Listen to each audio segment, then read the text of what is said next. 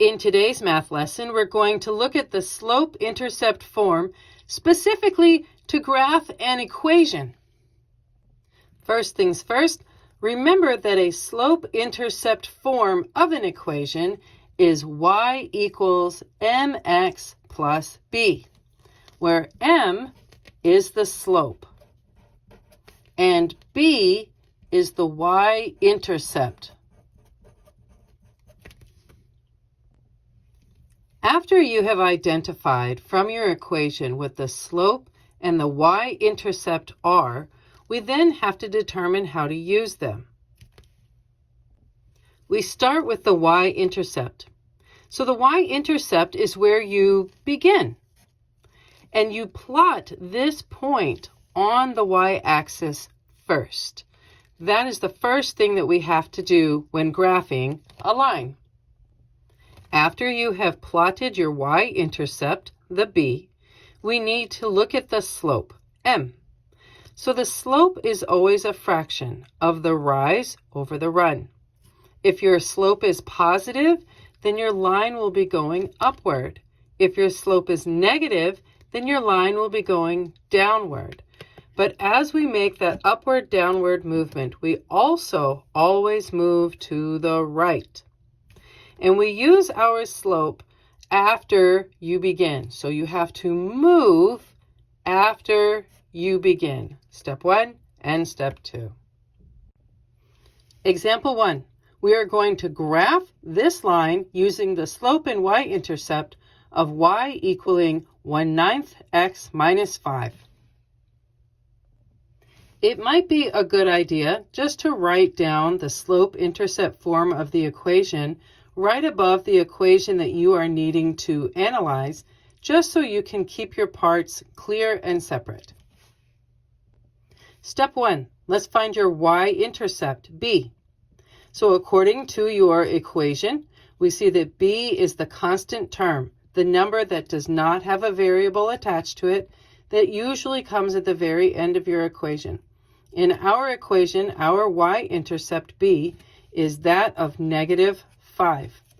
And we learned in the introduction that you then come over to your graph, and here on the y-axis, we find this value of b, which happens to be a -5, and we plot it. Now that we know where to begin with the y-intercept b, we can then proceed forward and move using our slope.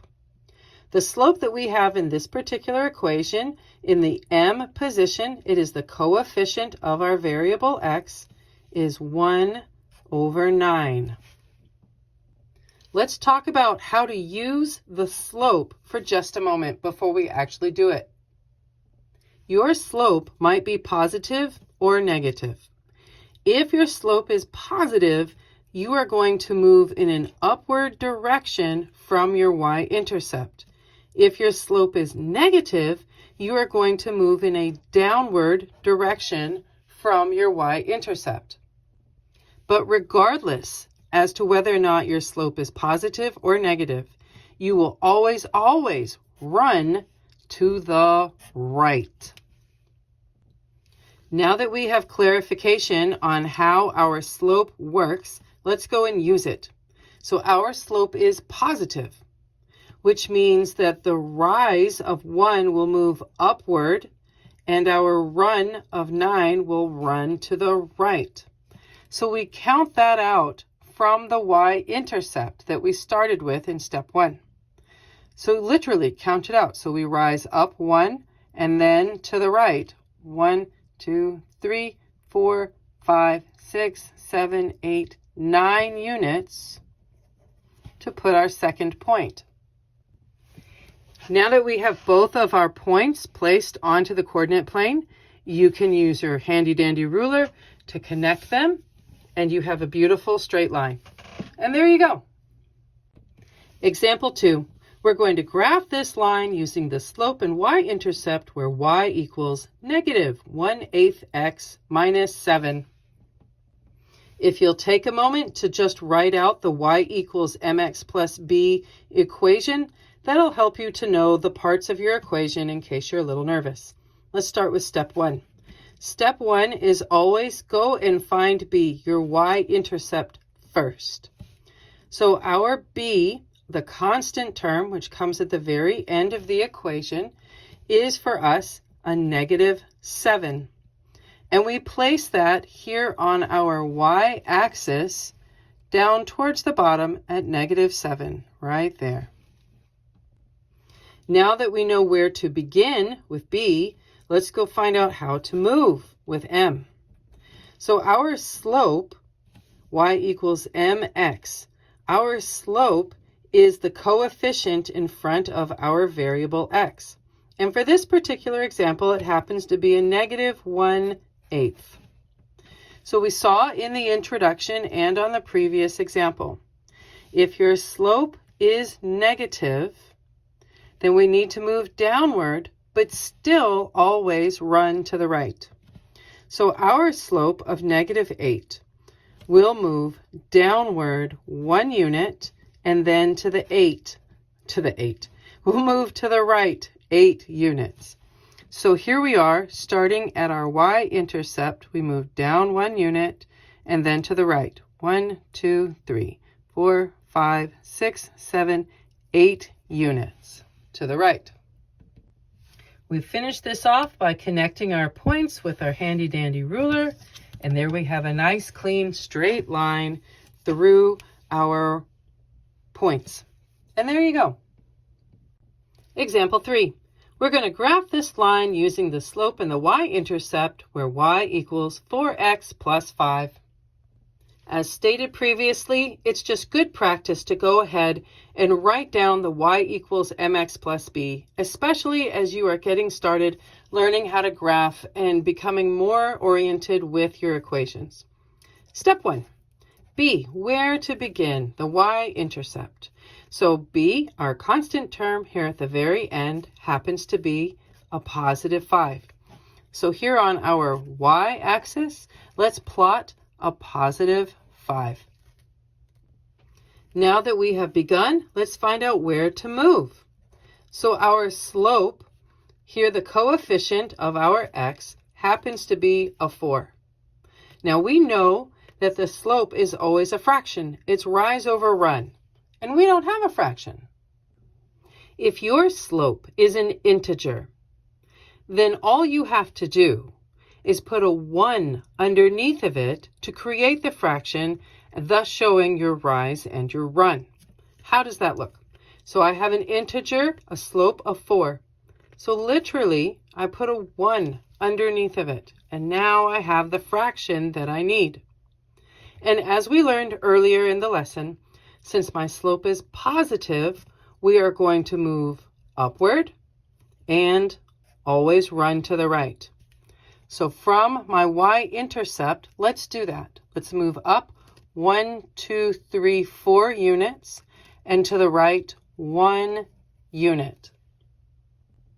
Now that we have 2 points on our graph, on our coordinate plane, we can use our ruler to connect them, and we have our nice straight line. And there you go. Example 4.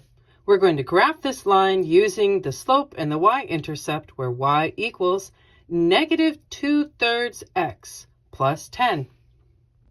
While continuing to implement our best practices by writing up the y-intercept form of the equation. No, that didn't come out right. While using our best practices by writing up the slope-intercept form of the equation as a guide, before we start working through the problem, we are now able to analyze and see what we've got. B, where do we begin? Our y-intercept is 10. So coming over to our graph and the y-axis, we place our first point here on the y-axis at +10.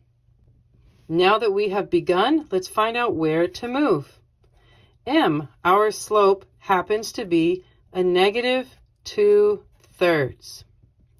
When a slope is negative, we know that we are going to travel down and always to the right. So from the given coordinate point, of our y-intercept, that's exactly what we're going to do. We move down 2 units and to the right 1, 2, 3 units.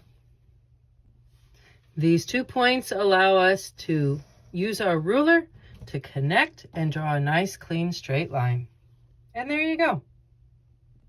For our 5th and final example, we're going to graph this line using the slope and the y-intercept, where y equals -7x minus 2. As we've written our slope-intercept form of the equation, let's begin by finding b. Yep, we always start with where to begin, b. And we see from this equation that our y-intercept is -2. So coming over to our graph, looking at the y-axis, we find -2 and we place a point. Now that I know where to begin, let's go find out how we're going to move. Our slope, the coefficient of x, happens to be -7. Remembering from a previous example, if your slope is an integer, you can create the fraction that you need of the rise and the run by putting a 1 underneath of it. So our slope is a -7, and yes, that is definitely an integer. So let's put a 1 underneath of it. Now we have the fraction that we need for the rise and the run. Since this is a negative slope, we are going to move downward, remembering that you always run to the right. So coming over to my y-axis, where we have already placed a point at our beginning place, our y-intercept of -2, we move downward 1, 2, 3, 4, 5, 6, 7 units, and to the right 1 unit. Now that we have 2 points placed on our coordinate plane, we can use our ruler and draw our beautiful straight line. And there you go.